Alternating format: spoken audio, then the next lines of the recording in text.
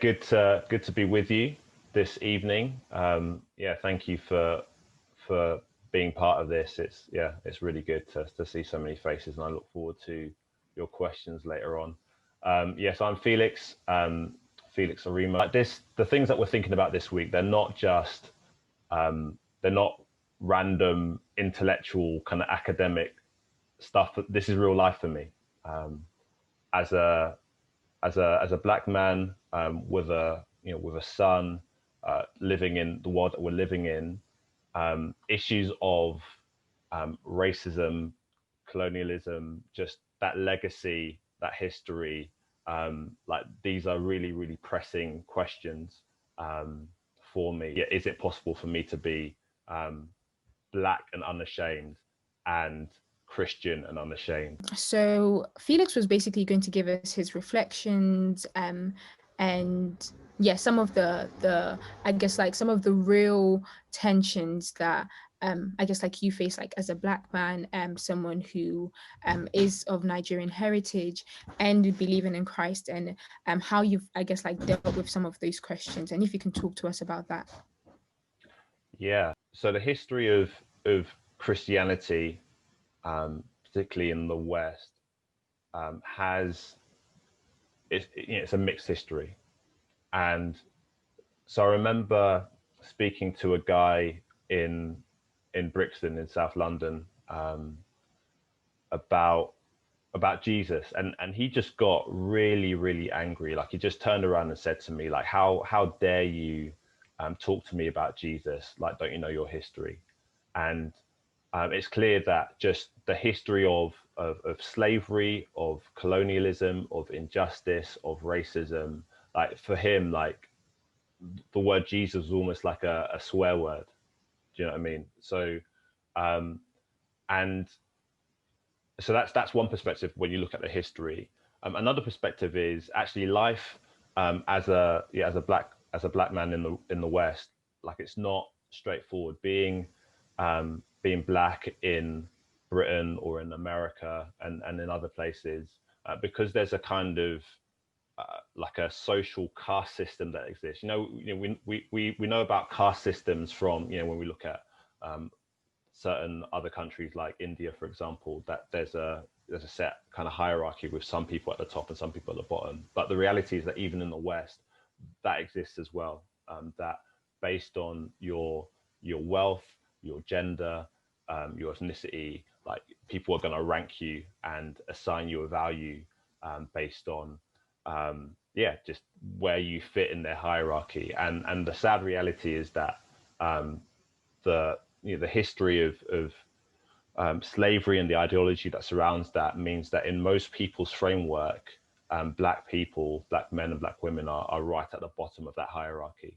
And so, in Britain, that will affect your access to education, to healthcare, to policing, to justice.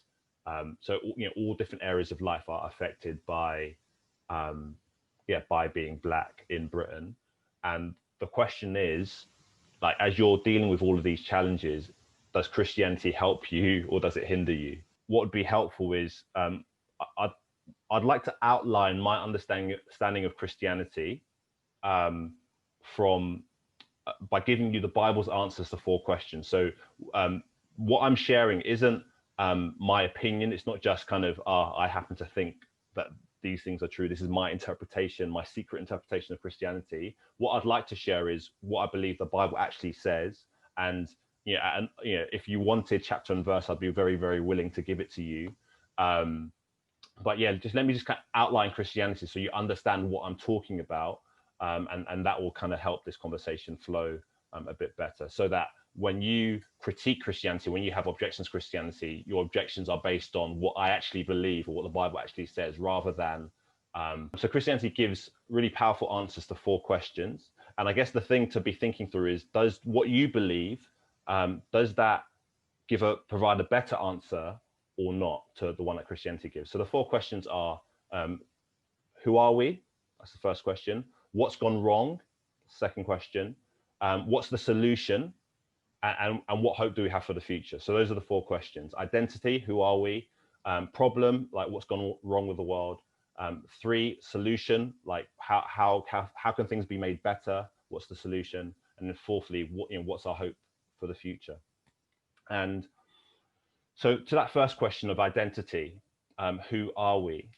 The answer given by white supremacy or a racist kind of worldview would say that Black people, people of African descent, are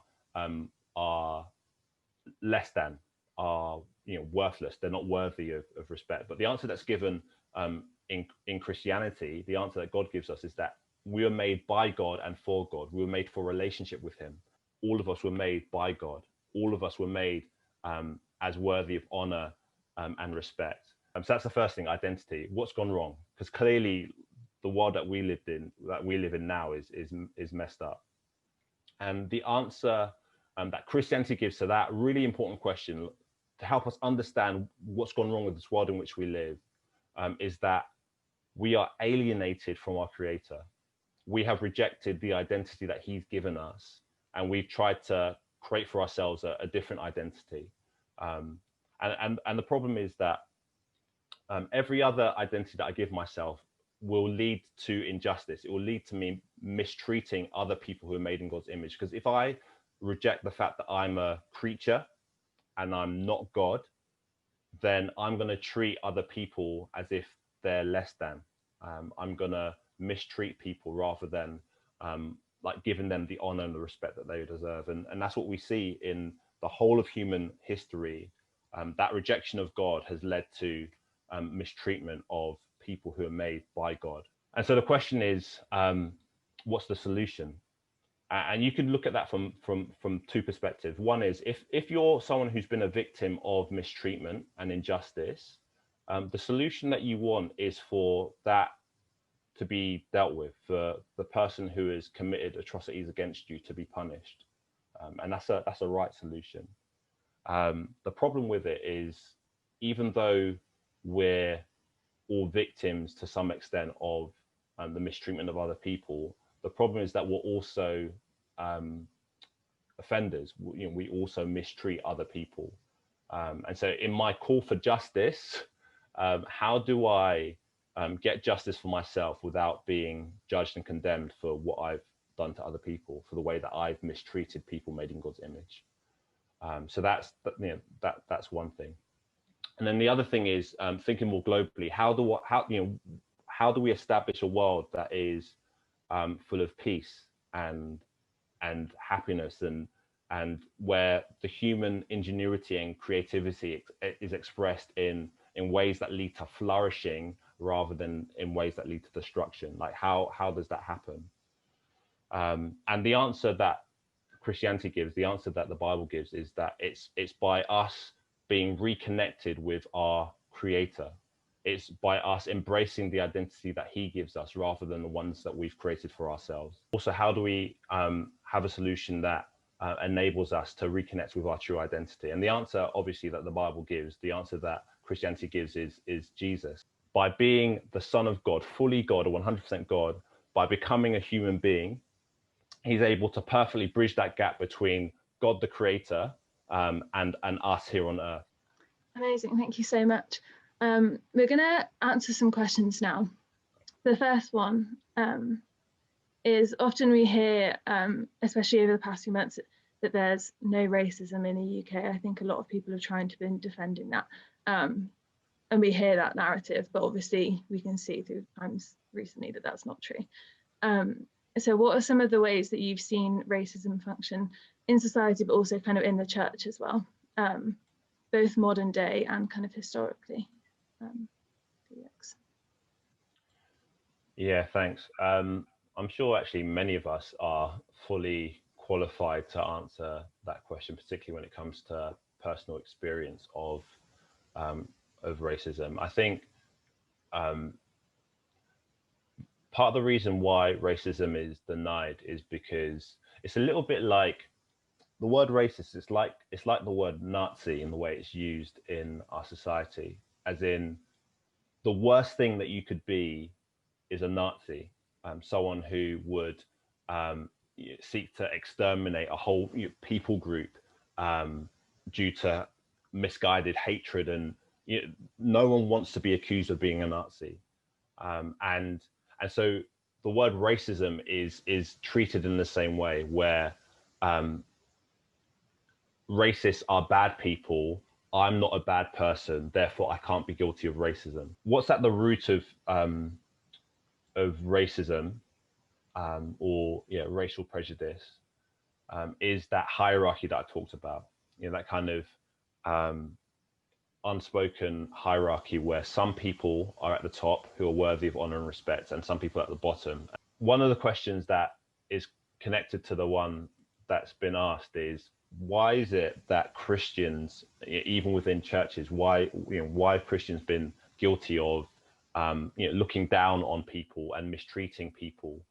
Why hasn't the truth of Christianity that I've just outlined, why hasn't that resulted in better behavior? If we reject the identity that God gives us, if we, rather than have God as the most important person in our lives, if we have anything else in God's place, it's going to lead to wrong behavior. It's going to lead to oppression. It's going to lead to injustice. Because if I prize my comfort or my pleasure or my power above your welfare, then how I treat you won't matter. You're just a means to an end. And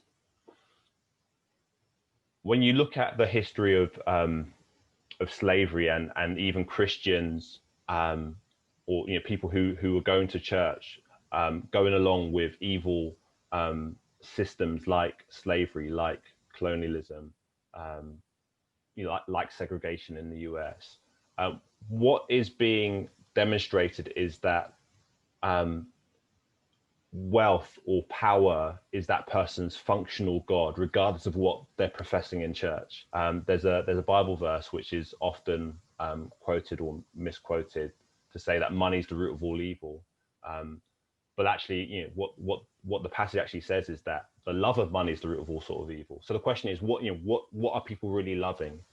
And so where people, even people who go to church, where they love other things more than they love God and more than they love people, they're gonna allow unjust systems to continue unchallenged because they prefer to preserve the status quo. Yeah, so the next question we have here is, has Christianity been used to further the subjugation and oppression of Black people?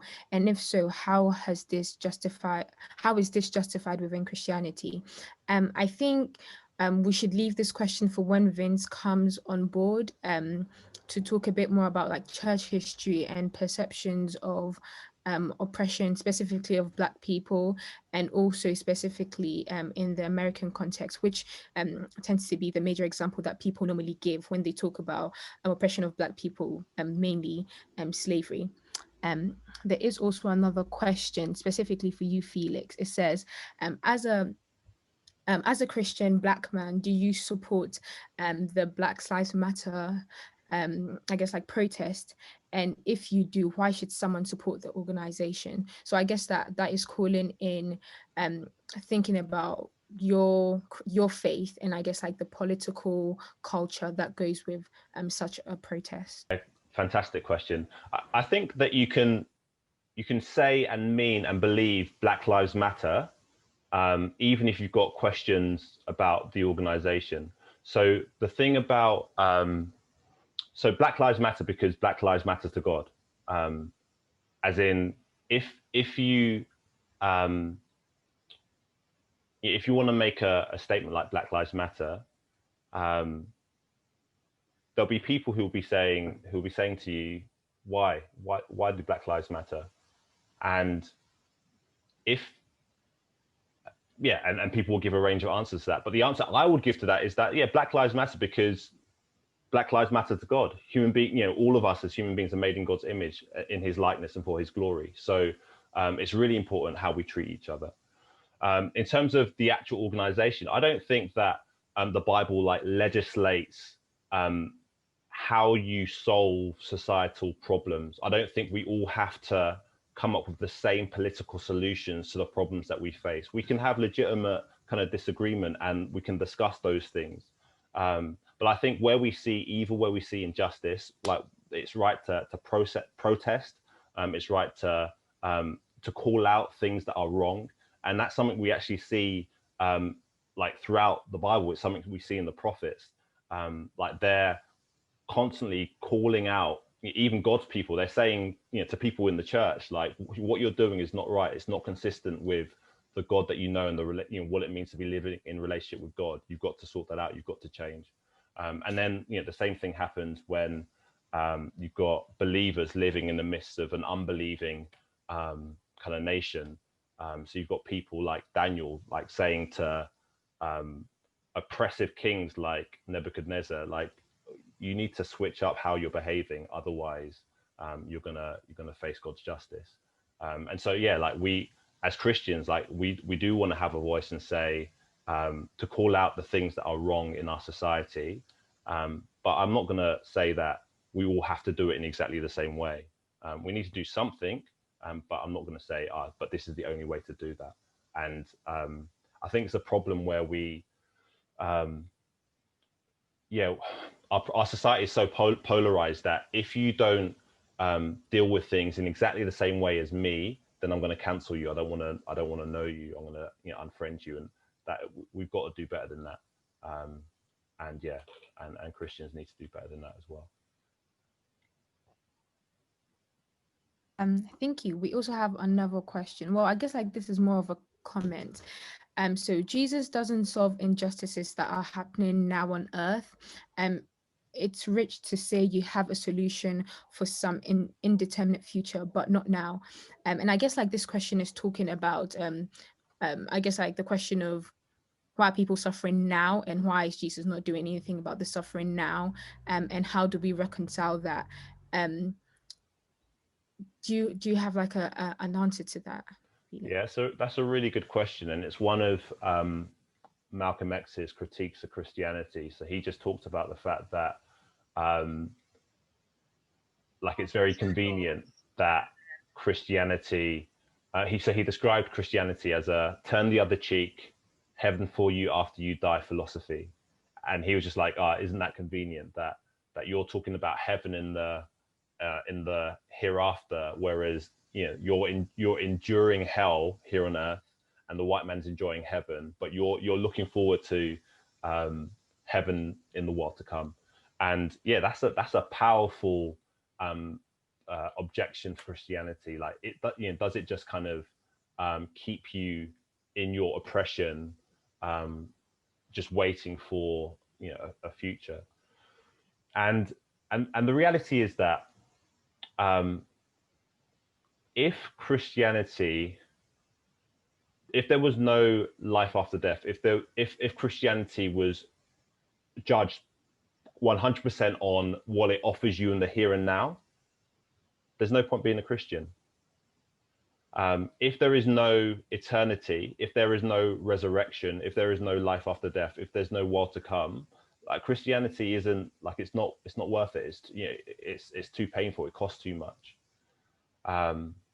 And so the question of is it just is it a rich thing to claim that there's a solution if there's no solution in the here and now? Like I hear that question. I definitely hear that question, but I'm going to say two things about it, maybe more. So the first thing is, like, why doesn't Jesus deal with the injustice now that he sees now? Why does he allow it to continue? And the answer we're given is that when Jesus came, like, he came to offer rescue, to offer amnesty, to offer us a way to be reconciled to God.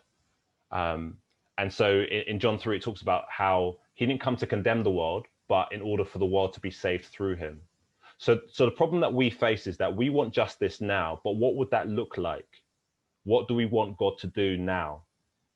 So we want God to deal with all the evil people and send them to hell, punish them? Like, what do we want him to do? And if God's going to do that, if we want God to do that, where should he draw the you know, the line, like if life was an exam, what's the pass grade? How good do you need to be to escape God's judgment? And when we examine it, when we look at it, you know, where do we judge? Do we judge people based on their actions? Do we judge them based on their words? Do we judge them based on their thoughts? Like, where are we going to go when it comes to, and how bad is bad? Are lies okay as long as you don't, you know, depending on the context in which you're lying?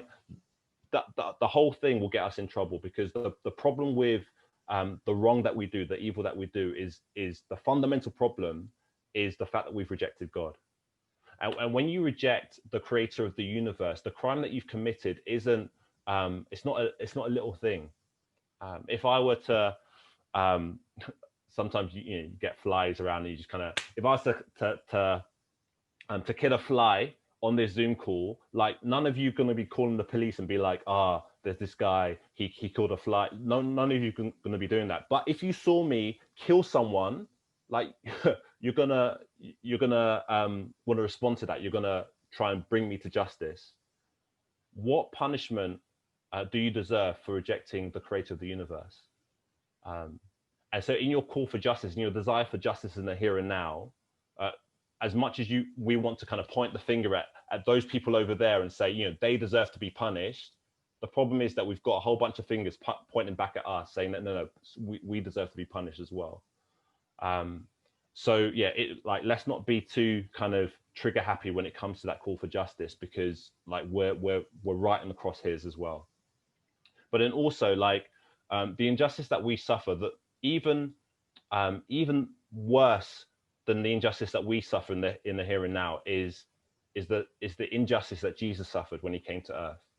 Because the way that he brought salvation was through his own suffering. So the perfect Son of God, the innocent Son of God, the only person that we could say that person does not deserve to suffer in that way, the only Son of God, he suffered in our place. He faced the punishment that we deserve.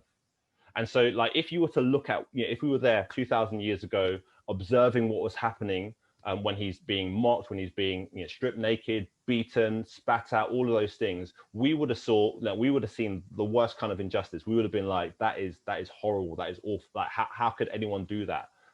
God, why would you allow this to happen to your son? Like, we wouldn't be able to fully understand or comprehend, you know, why God allowed that to happen. But the fact is that God did allow that to happen, and through that evil, God has brought about good for all of us.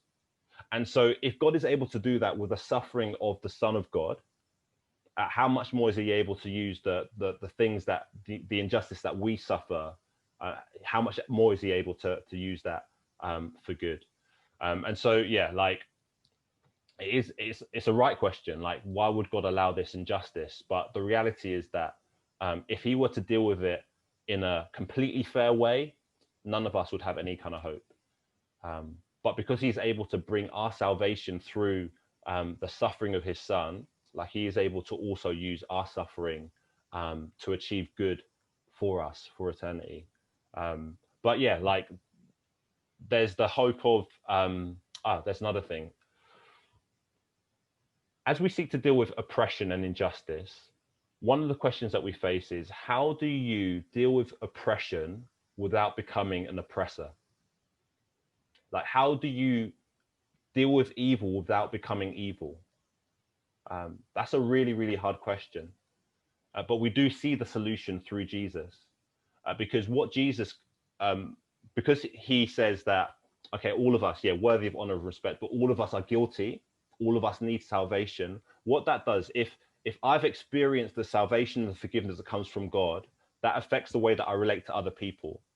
Rather than seeing myself as better than other people, rather than my arrogance and my pride allowing me to mistreat other people, as someone who's been shown mercy, I also show mercy. As someone who's experienced forgiveness, I'm able to forgive. And that's the only way that we're able to deal with oppression without becoming oppressors. It's when we entrust judgment and justice to God on a kind of interpersonal level, or when we campaign for just laws and just leadership to punish evil in the here and now. So yeah, Christians, I don't want to give the impression in any way, shape or form that Christians are kind of passive, just going along with the status quo, just, we're just going to wait for heaven. No, if I've experienced God's love and kindness and justice in my own life, then if I've experienced his love, then I want to act in a loving way towards other people, which means when I see evil, when I see injustice, I want to be opposed to it. I want to be acting against it. There's more I can say, but let me just leave that there. Thank you. That's a really encouraging but also challenging response to that question. And the next question is quite similar to some of the stuff you've been saying, but would you say that with the answers to your questions about what's gone wrong and those kind of things, what do you think the answers would be from a secular perspective? And why do you think that those answers aren't enough? So why do we go further to answer as Christians? Why isn't it enough, the secular perspective? Yeah, I think a completely non-religious answer to those questions of identity, problem, solution are completely inadequate. If we are here by accident, just there's a big cosmic explosion, bits of matter just flew up into the air and some came together and suddenly you've got life and you've got human beings, and we've lived for a number of years, we've built up civilization, but essentially we're here by accident. If that's true, why are we even having this conversation? Like, why do we care about ourselves? Like, why do we think that we are that there's any significance to our lives at all? So it's, again, to quote Beyonce, like, we're not just a speck in the universe, and we know that something within us knows that's true of us, that we're part of something way bigger.